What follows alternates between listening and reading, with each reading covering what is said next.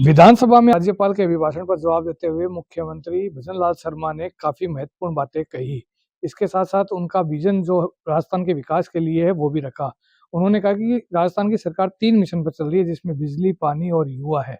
उन्होंने कहा कि पानी को लेकर हमने ईआरसीपी को धरातल पर उतारा, वहीं यमुना को लेकर भी डीपीआर तैयार की जा रही है और जल्द ही वो भी धरातल पर आएगी और सभी को पानी मिलेगा। इसके अलावा जल जीवन मिशन, जिसको पिछली सरकार ने ठंडे बस्ते में डाल दिया था, भ्रष्टाचार की भेंट चढ़ा दिया था, उन्होंने खुद केंद्र सरकार से रिक्वेस्ट करके उस योजना की अवधि को बढ़ाया है ताकि ये योजना समाप्त ना हो, ये योजना डिले नहीं हो और ये योजना डंप ना हो। इसके लिए उन्होंने 2028 तक का वक्त लिया और 2028 तक केंद्र सरकार की मंशा के अनुसार हर घर में पानी पहुंचाया जाएगा। इसके अलावा ईआरसीपी और यमुना का पानी भी पहुंचेगा। उन्होंने कहा कि यमुना को लेकर कांग्रेस है वो ना तो चिंतित है और ना ही वो चाहती है कि शेखावाटी की धरती पर यमुना का पानी आए। यही कारण था कि हरियाणा में कांग्रेस के जो कांग्रेस का जो चुनावी घोषणा पत्र था उसमें बाकायदा ये लिखा गया था कि यमुना नहर का जो समझौता है, जो शेखावाटी में पानी जाना है, राजस्थान में पानी जाना है, उसको रद्द किया जाएगा। और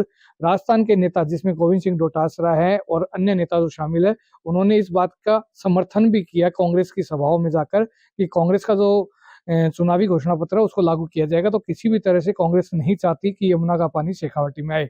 उन्होंने इसके अलावा बिजली की बात करी कि बिजली को आत्मनिर्भर बनाने के लिए उन्होंने वादा किया है कि 2027 तक किसानों को दिन में बिजली मिलेगी, पूरी बिजली मिलेगी, इसके अलावा सस्ती बिजली मिलेगी। उन्होंने आंकड़े भी सदन में रखे कि पिछले साल जब कांग्रेस की सरकार थी, उन्होंने एक साल में तकरीबन 400 से 500 मेगावाट बिजली का उत्पादन किया, जबकि उनकी सरकार ने इस एक साल में 1000 से 1100 मेगावाट की बिजली का उत्पादन किया, यानी लगभग दुगना उत्पादन किया है। और इसके अलावा जो दरें कम है उसके लिए भी प्रयास किए जा रहे हैं।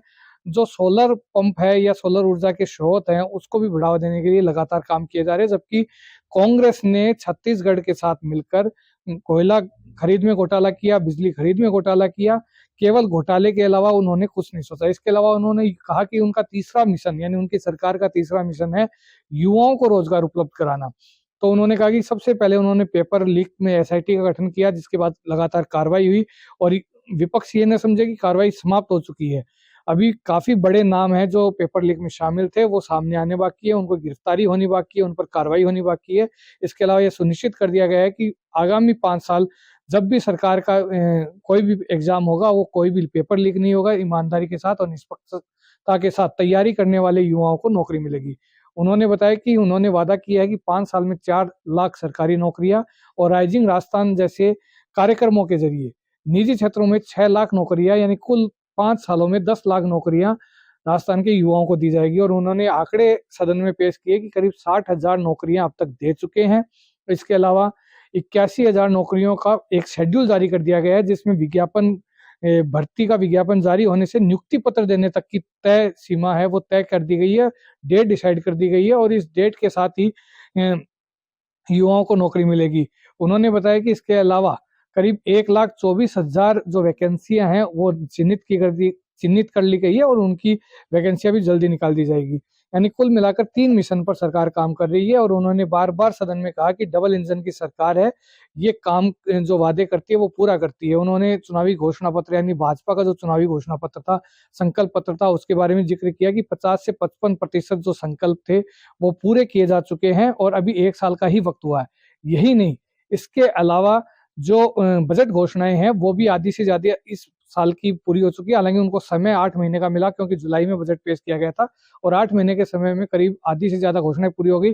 उन्होंने तंज मारते हुए कांग्रेस राज के 500 बजट की घोषणाएं भी सदन में रखी और उन्होंने कहा कि करीब 4148 घोषणाएं 5 सालों में कांग्रेस के सरकार ने की थी, लेकिन उनमें से आज भी 1900 से ज्यादा घोषणाएं अधूरी पड़ी है। तो सरकार केवल घोषणाएं करती रही और कुछ काम नहीं किया, केवल लोगों को झूठ बोलकर वोट बटोरने की राजनीति की। उन्होंने यही बात जो जिले बनाए गए थे उस पर कहा कि 67 सालों में 7 जिले बढ़ाए गए थे, उनमें से 6 भाजपा ने बढ़ाए थे, लेकिन वोटों की राजनीति के लिए आचार संहिता लगने से 16 दिन पहले प्रदेश में 17 जिले बनाए गए, जो कि पूरी तरह से उनमें ना क्राइटेरिया तय किया गया, ना स्थान तय किया गया, यानी कि जो क्षेत्रफल है वो तय किया गया, तो काफ़ी खामियाँ थी उनमें, जिसका हमने मंथन करके और निर्णय लिया है। कुल मिलाकर हमलावर रहे, हालाँकि विपक्ष ने पूरे करीब 2 घंटे के उनके जवाब में, यानी 4:01 पे उन्होंने अपना भाषण है वो शुरू किया था और 6:02 तक उन्होंने भाषण दिया। करीब 2 घंटे 1 मिनट तक उन्होंने भाषण दिया था। इसमें लगातार विपक्ष हंगामा करता रहा, लेकिन वो लगातार ये बोलते रहे कि ये जो हंगामा है, ये ही कांग्रेस की असली कमी है, क्योंकि वो जनता के मुद्दे नहीं उठाना चाहती, जनता की बात नहीं सुनना चाहती, विकास पर चर्चा नहीं करना चाहती।